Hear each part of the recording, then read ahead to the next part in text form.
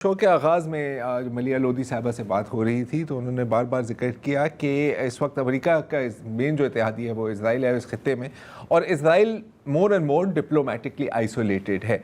अच्छा, आइसोलेट हो रहा है लेकिन मुकम्मल तौर पर ज़ाहिर है कि आइसोलेट नहीं हुआ, और इसका सबूत हमें मिलता है पिछले हफ्ते जब इज़राइल अपनी 78वीं सालगिरह अपनी मना रहा था। तो मुख्तलिफ ममालिक के दारुल हुकूमतों में हमने देखा कि जैसे कैपिटल पे इज़राइली झंडे के रंग नीले और सफ़ेद वहाँ पर प्रोजेक्ट हुए, मुख्तलिफ और भी मकामात पर हुए, तो ऑफिशियल लेवल पर ये हो रहा था। अब कुछ लोग ज़ाहिर है कि इज़राइल के साथ उनका इतना इश्क है कि उन्होंने कहा कि नहीं, हम इज़राइल जाकर इस खुशी में शामिल होते हैं। जैसे कि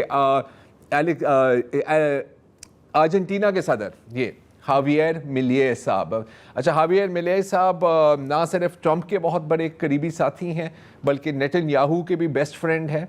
और इंटरेस्टिंग बात यह है कि ये पैदा यहूदी नहीं हुए थे, ये फिर यहूदी मज़हब में बाद में दाखिल हुए। एंड आई थिंक कि जनूबी अमेरिका में जो सबसे प्रो इज़राइली गवर्नमेंट है वो इनकी है। और आप देख रहे हैं कि क्योंकि काफ़ी ये शोबाज किस्म का इंसान है हावियर मिलिये साहब, तो वहाँ पर आप इज़राइल के स्टेज पर इनके एंटरटेनमेंट के लिए वो नाच भी रहे हैं और गा भी रहे हैं।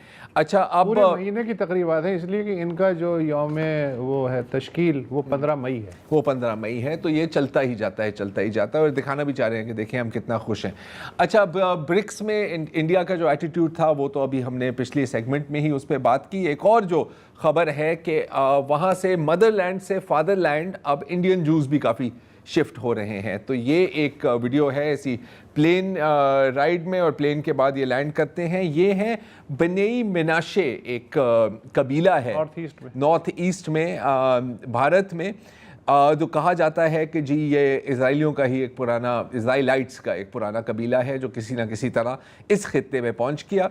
तो 240 इनके मेम्बरान, अभी इनकी घर वापसी हुई है, अगर घर वापसी का लफ्ज़ इस्तेमाल करें यहाँ पर शायद, और इनको इज़राइली शहरियत भी मिलेगी। और मंसूबा ये है कि तकरीबन 2030 तक 4,500 से 5,000 ये जो कबायली हैं इनको शिफ्ट करके सेटल किया जाएगा इज़राइल में, यकीनन उन्हीं नई सेटलमेंट्स में जो फ़लस्तीनियों की ज़मीन पर बनाए जा रहे हैं।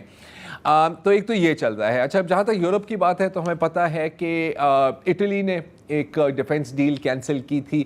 मुख्तलिफ मकामात में थोड़ी सी तल्ख कलामी भी इनकी चल रही होती है, लेकिन जहाँ तक ओवरऑल सैंक्शंस या तिजारत को रोकने की बात आती है तो उसमें फिर जर्मनी सामने आ जाता है, इटली भी इस दफ़ा सामने, उन्होंने कहा कि यार नहीं, ऐसा नहीं होना चाहिए। और यूरोप में एक जो बहुत बड़ा इशू रहा है जब से नस्ल कुशी शुरू हुई है गज़ा में, वो है यूरोविजन का। अब यूरोविजन एक आप समझें कि यूरोप वाइड एक सिंगिंग कंपटीशन है, और हालांकि इज़राइल एक यूरोपीय मुल्क तो नहीं है, वो तो कहते हैं वो मिडिल ईस्ट का हिस्सा है, इज़राइल की भी इसमें शिरकत होती है।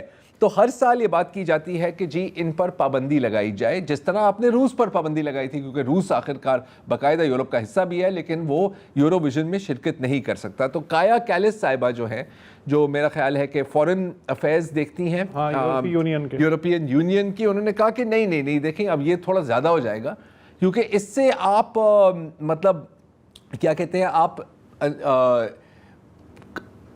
टारगेट करेंगे इज़राइल के शहरियों को और इज़राइल की रियासत को नहीं। जाहिर है कि जब रूस की बात आई थी तो ऐसी कोई डिबेट नहीं हुई थी, लेकिन जो मुख्तलिफ ममालिक हैं यूरोप के, वहाँ पर एक प्रोटेस्ट चल रही है। जैसे कि स्लोवेनिया ने ऐलान किया है कि सर आप हमारी बात नहीं मान रहे, इज़राइल को नहीं यहाँ से हटा रहे, तो इस साल जो यूरोविजन है वो हम दिखाएंगे ही नहीं अपनी टीवी पे, बल्कि उसकी जगह वॉइसेस ऑफ पैलेस्टाइन जो एक फ़लस्तीनियों पर डॉक्यूमेंट्री है, हम वो दिखाएंगे। इस वक्त आइसलैंड, नेदरलैंड्स, आयरलैंड, स्लोवेनिया और स्पेन, 5 ममालिक ने यूरोविजन का बाकायदा बॉयकॉट अनाउंस कर दिया है, और कोई तकरीबन 1000 से ज़ायद आर्टिस्ट्स और कल्चरल वर्कर्स ने भी कहा है कि इसका बॉयकॉट होना चाहिए।